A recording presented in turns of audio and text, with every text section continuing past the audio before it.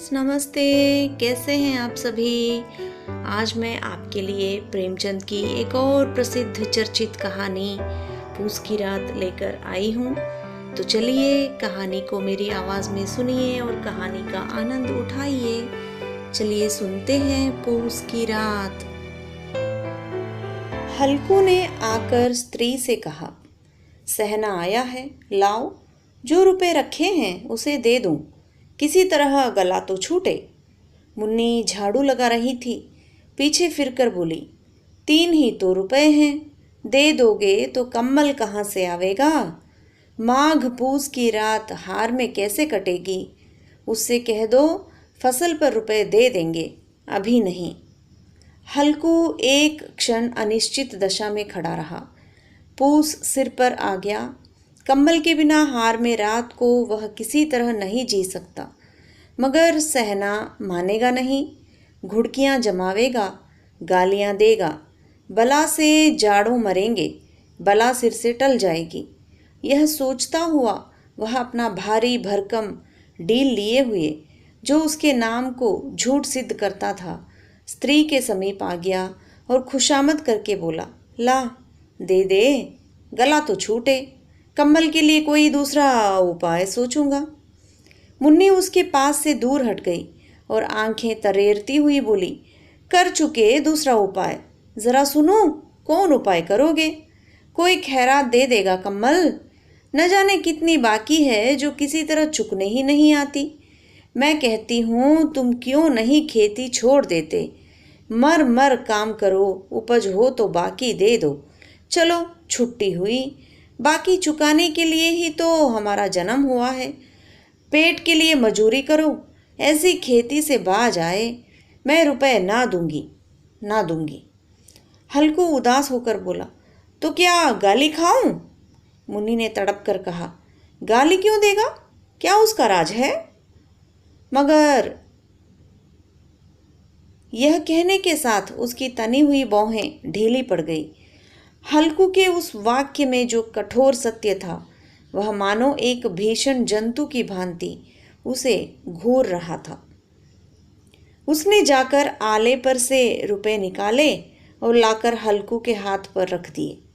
फिर बोली, तुम छोड़ दो अब की इसे खेती, मजूरी से सुख से एक रोटी खाने को तो मिलेगी, किसी की धौंस तो न रहेगी। अच्छी खेती है, मजूरी करके लाओ, वह उसी में झोंक दो, उस पर से धौंस।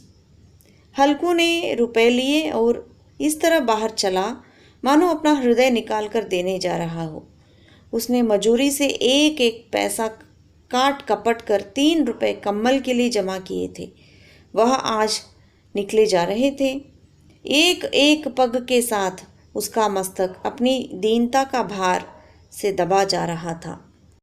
पूस की अंधेरी रात, आकाश पर तारे ठिठुरते हुए मालूम होते थे। हल्कू अपने खेत के किनारे ऊख के पत्तों की एक छतरी के नीचे बांस के खटोले पर अपनी पुरानी गाढ़े की चादर ओढ़े कांप रहा था। खाट के नीचे उसका संगी कुत्ता जबरा पेट में मुंह डाले सर्दी से कूं कूं कर रहा था। 2 में से एक को भी नींद ना आती थी।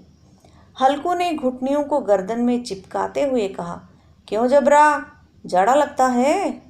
कहता तो था घर में पुआल पर लेट रह, तू यहाँ क्या लेने आए थे। अब खाओ ठंड, मैं क्या करूं, जानते थे मैं यहाँ हलवा पूरी खाने आ रहा हूँ, दौड़े दौड़े आगे आगे चले आए, अब रो नानी के नाम को। जबरा ने पड़े पड़े दुम हिलाई और अपनी कूं कूं को दीर्घ बनाता हुआ एक बार जम्हाई लेकर चुप हो गया। उसकी श्वानी बुद्धि ने शायद ताड़ लिया, स्वामी को मेरी कूं से नींद नहीं आ रही है। हल्कू ने हाथ निकालकर जबरा की ठंडी पीठ सहलाते हुए कहा, कल से मत आना मेरे साथ, नहीं तो ठंडे हो जाओगे। यह रांड पछुआ न जाने कहाँ से बर्फ लिए आ रही है। उठूं, फिर एक चिलम भरूं, किसी तरह रात तो कटे। 8 चिलम तो पी चुका। यह खेती का मज़ा है। और एक एक भागवान ऐसे पड़े हैं जिनके पास जाड़ा जाए तो गर्मी से घबरा कर भागे। मोटे मोटे गद्दे, लिहाफ कम्बल। मजाल है कि जाड़े का गुजर हो जाए, तकदीर की बखूबी है। मजूरी हम करें, मज़ा दूसरे लूटें। हल्कू उठा और गड्ढे में से ज़रा सी आग निकालकर चिलम भरी। जबरा भी उठ बैठा। हल्कू ने चिलम पीते हुए कहा, पिएगा चिलम? जाड़ा तो क्या जाता है, ज़रा मन बहल जाता है। जबरा ने उसके मुंह की ओर प्रेम से छलकती हुई आंखों से देखा।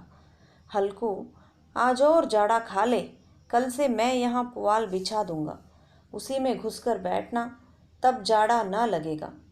जबरा ने अगले पंजे उसकी घुटनियों पर रख दिए और उसके मुंह के पास अपना मुंह ले लिया। हल्कू को उसकी गर्म सांस लगी। चिलम पीकर हल्कू फिर लेटा और निश्चय करके लेटा कि चाहे कुछ भी हो, आपकी सो जाऊंगा। पर एक ही क्षण में उसके हृदय में कंपन होने लगा। कभी इस करवट लेटता, कभी उस करवट, पर जाड़ा किसी पिशाच की भांति उसकी छाती को दबाए हुए था।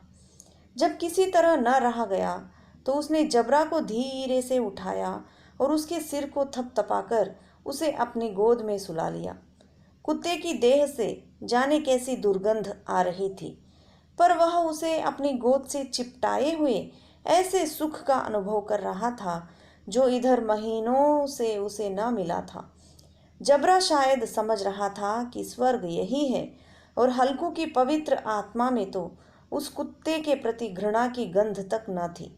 अपने किसी अभिन्न मित्र या भाई को भी वह इतनी ही तत्परता से गले लगाता। वह अपनी दीनता से आहत न था जिसने आज उसे इस दशा को पहुंचा दिया। नहीं, इस अनोखी मैत्री ने जैसे उसकी आत्मा के सब द्वार खोल दिए थे और उसका एक एक अणु प्रकाश से चमक रहा था। सहसा जबरा ने किसी जानवर की आहट पाई। इस विशेष आत्मीयता ने उसमें एक नई स्फूर्ति पैदा कर दी थी जो हवा के ठंडे झोंकों को तुच्छ समझती थी। वह झपट कर उठा और छतरी के बाहर आकर भौंकने लगा। हल्कू ने उसे कई बार चुमकार कर बुलाया, पर वह उसके पास न आया। हार में चारों तरफ दौड़ दौड़ कर भौंकता रहा। एक क्षण के लिए आ भी जाता तो तुरंत ही फिर दौड़ता। कर्तव्य उसके हृदय में अरमान की भांति उछल रहा था। 1 घंटा और गुजर गया। रात ने शीत को हवा से धधकाना शुरू किया। हल्कू उठ बैठा और दोनों घुटनों को छाती से मिलाकर सिर को उसमें छिपा लिया। फिर भी ठंड कम ना हुई। ऐसा जान पड़ता था सारा रक्त जम गया है, धमनियों में रक्त की जगह हिम बह रहा है। उसने झुककर आकाश की ओर देखा। अभी कितनी रात बाकी है? सप्तर्षि अभी आकाश में आधे भी नहीं चढ़े। ऊपर आ जाएंगे तब कहीं सवेरा होगा। अभी पहर भर से ऊपर रात है। हल्कू के खेत से कोई एक गोली के टप्पे पर आमों का बाग था। पतझड़ शुरू हो गई थी। बाग में पत्तियों का ढेर लगा हुआ था। हल्कू ने सोचा, चलकर पत्तियां बटोरूं और उन्हें जलाकर खूब तापूं। रात को कोई मुझे पत्तियां बटोरते देखे तो समझे कोई भूत है। कौन जाने कोई जानवर ही छिपा बैठा हो। मगर अब तो बैठे नहीं रहा जाता। उसने पास के अरहर के खेत में जाकर कई पौधे उखाड़ लिए और उनका एक झाड़ू बनाकर हाथ में सुलगता हुआ उपला लिए बगीचे की तरफ चला। जबरा ने उसे आते देखा तो पास आया और दुम हिलाने लगा। हल्कू ने कहा, अब तो नहीं रहा जाता जबरू, चलो बगीचे में पत्तियां बटोर कर तापें। ठांठे हो जाएंगे तो फिर आकर सोएंगे, अभी तो रात बहुत है। जबरा ने कूं कूं करके सहमति प्रकट की और आगे आगे बगीचे की ओर चला। बगीचे में खूब अंधेरा छाया हुआ था और अंधकार में निर्दय पवन पत्तियों को कुचलता हुआ चला जाता था। वृक्षों से ओस की बूंदें टप टप नीचे टपक रही थी। एकाएक एक झोंका मेहंदी के फूलों की खुशबू लिए आया। हल्कू ने कहा, कैसी अच्छी महक आई जबरू, तुम्हारी नाक में भी सुगंध आ रही है। जबरा को कहीं जमीन पर एक हड्डी पड़ी मिल गई थी। उसे वह चिचोड़ रहा था। हल्कू ने आग जमीन पर रख दी और पत्तियां बटोरने लगा। जरा देर में पत्तियों का एक ढेर लग गया। हाथ ठिठुरे जाते थे, नंगे पांव गले जाते थे और वह पत्तियों का पहाड़ खड़ा कर रहा था। इसी अलाव में वह ठंड को जलाकर भस्म कर देगा। थोड़ी देर में अलाव जल उठा। उसकी लौ ऊपर वाले वृक्ष की पत्तियों को छू छू कर भागने लगी। उस अस्थिर प्रकाश में बगीचे के विशाल वृक्ष ऐसे मालूम होते थे मानो उस अथाह अंधकार को अपने सिरों पर संभाले हुए हों। अंधकार के उस अनंत सागर में यह प्रकाश एक नौका के समान हिलता मचलता हुआ जान पड़ता था। हल्कू अलाव के सामने बैठा आग ताप रहा था। एक क्षण में उसने दोहर उतार कर बगल में दबा ली और दोनों पांव फैला दिए, मानो ठंड को ललकार रहा हो। तेरे जी में जो आए सो करो। ठंड की असीम शक्ति पर विजय पाकर वह विजय गर्व को हृदय में छिपा न सकता था। उसने जबरा से कहा, क्यों जब्बर, अब ठंड नहीं लग रही है? जब्बर ने कू कू करके मानो कहा, अब क्या ठंड लगती ही रहेगी? पहले से यह उपाय न सूझा? नहीं, इतनी ठंड क्यों खाते? जबरा ने पूंछ हिलाई। अच्छा आओ, इस अलाव को कूद कर पार करें, देखें कौन निकल जाता है। अगर जल गए बच्चा तो मैं दवा ना करूंगा। जबरा ने उस अग्नि राशि की ओर कातर नेत्रों से देखा। मुन्नी से कल ना कह देना, नहीं तो लड़ाई करेगी। यह कहता हुआ वह उछला और अलाव के ऊपर से साफ निकल गया। पैरों में जरा लपट लगी पर वह कोई बात न थी। जबरा आग के गिर्द घूमकर उसके पास आ खड़ा हुआ। हल्कू ने कहा, चलो चलो, इसकी सही नहीं, ऊपर से कूद कर आओ। वह फिर कूदा और अलाव के इस पार आ गया। पत्तियां जल चुकी थीं, बगीचे में फिर अंधेरा छाया था। राख के नीचे कुछ कुछ आग बाकी थी, जो हवा का झोंका आ जाने पर जरा जाग उठती थी, पर एक क्षण में फिर आंखें बंद कर लेती थी। हल्कू ने फिर चादर ओढ़ ली और गर्म राख के पास बैठा हुआ एक गीत गुनगुनाने लगा। उसके बदन में गर्मी आ गई थी, पर ज्यों ज्यों शीत बढ़ती जाती थी उसे आलस्य दबाए लेता था। जबरा जोर से भूंग कर खेत की ओर भागा। हल्कू को ऐसा मालूम हुआ कि जानवरों का एक झुंड उसके खेत में आया है। शायद नील गायों का झुंड था। उनके कूदने दौड़ने की आवाजें साफ कान में आ रही थी।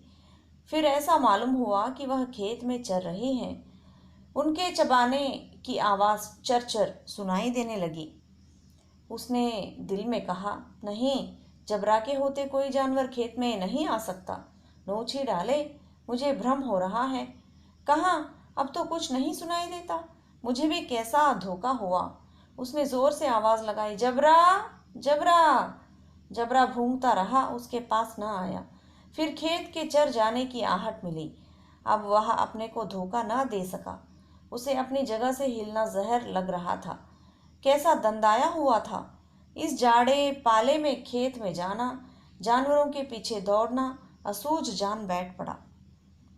वह अपनी जगह से न हिला। उसने जोर से आवाज लगाई, लिहो लिहो लिहो। जबरा भूंक उठा। जानवर खेत चर रहे थे। फसल तैयार है। कैसी अच्छी खेती थी, पर ये दुष्ट जानवर उसका सर्वनाश किए डालते हैं। हल्कू पक्का इरादा करके उठा और 2-3 कदम चला, पर एकाएक हवा का ऐसा ठंडा चुभने वाला बिच्छू के डंक का सा झोंका लगा कि वह फिर बुझते हुए अलाव के पास आ बैठा और राख को कुरेद कर अपनी ठंडी देह को गरमाने लगा। जबरा अपना गला फाड़े डालता था।